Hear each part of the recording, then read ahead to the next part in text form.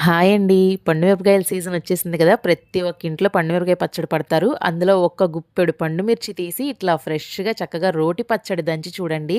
అద్భుతః అంటారు ఇంట్లో అందరూ. చాలా అంటే చాలా బాగుంటుంది. నేను ఇక్కడ ఒక పాన్ తీసుకొని 2 స్పూన్స్ ఆయిల్ వేసుకున్నాను. అందులో 4 స్పూన్ల పల్లీలు, 2 స్పూన్ల సాయమినపప్పు, 2 స్పూన్ల పచ్చెనగపప్పు వేసుకొని దోరగా వేయించుకోవాలి. ఇవి కొంచెం వేగిన తర్వాత ఇందులో ఒక్క స్పూన్ ధనియాలు, పావు స్పూన్ మెంతులు వేసి ఇవి కూడా చక్కగా కలర్ చేంజ్ అయ్యేంత వరకు దోరగా వేయించుకొని దీన్ని తీసి పక్కన పెట్టేసుకోవాలి.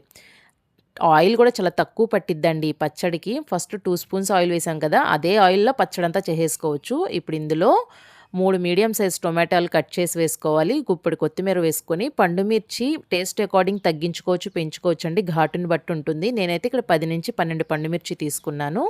ఇవన్నీ వేసి బాగా వేయించుకోవాలి. ఇప్పుడు ఇందులో 2, 3 రెమ్మలు చింతపండు కూడా వేసి బాగా కలుపుకొని సిమ్‌లో పెట్టేసి, మూత పెట్టేసి ఒక 4, 5 నిమిషాలు మగ్గించండి. 4, 5 నిమిషాలు చక్కగా మగ్గిపోతుందండి టమాటా. టమాటా కొంచెం మెత్తగా అయ్యింది అంటే ఇవి మగ్గిపోయినట్టు అర్థం అన్నమాట. చూసారు కదా! టమాటా కూడా మెత్తగా అయిపోయింది. ఇప్పుడు దీన్ని స్టవ్ ఆఫ్ చేసేసి చల్లారబెట్టుకోవాలి. నేనైతే ఇక్కడ రోటి పచ్చడి చేస్తున్నానండి. ఫస్ట్‌గా వేయించుకున్న పప్పులున్నాయి కదా! ఆ పప్పులన్నీ వేసి దంచుకోవాలి. మీరు కావాలి అనుకుంటే ఇదే పచ్చడిని మిక్సీలో కూడా వేసుకోవచ్చు. కానీ మిక్సీలో వేస్తే ఇంత టేస్ట్ అయితే రాదని చెప్పేసి నేను రోటి పచ్చడి చేస్తున్నాను. ఈ విధంగా చక్కగా రోట్లో వేసి దంచుకోవాలి. ఇవి చక్కగా నలిగిన తర్వాత దీంట్లో రుచికి సరిపడా ఉప్పు, పావు స్పూన్ జీలకర్ర, 4 వెల్లుల్లి రెబ్బలు కూడా వేసి దంచుకోవాలి. మీరు మిక్సీలో వేసుకోవాలి అనుకుంటే గనక పల్స్ రూపంలో ఒకసారి తిప్పి ఆపి చేసుకోండి. పచ్చడి బావుంటుంది.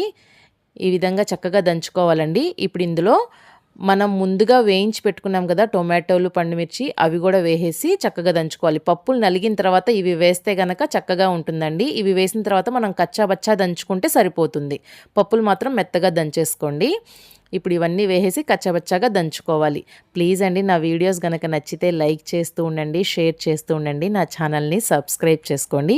ఇవి కూడా కచ్చాబచ్చాగా దంచేసుకున్నాం కదా! చివరిగా ఇందులో మనం ఒక మీడియం సైజ్ ఉల్లిపాయ కట్ చేసి వేసుకుంటే బావుంటుంది. ఫ్రెష్‌గా కొంచెం కొత్తిమీర కూడా వేసుకోండి. మా వారికి ఉల్లిపాయలంటే బాగా ఇష్టం. అందుకే కొంచెం ఎక్కువ వేశాను. ఈ పచ్చడికి పోపు కూడా పెట్టాల్సిన అవసరం లేదండి. తాలింపు లేకుండా ఈ పళానే తినేసేయచ్చు మనం అన్నంలో కలుపుకొని.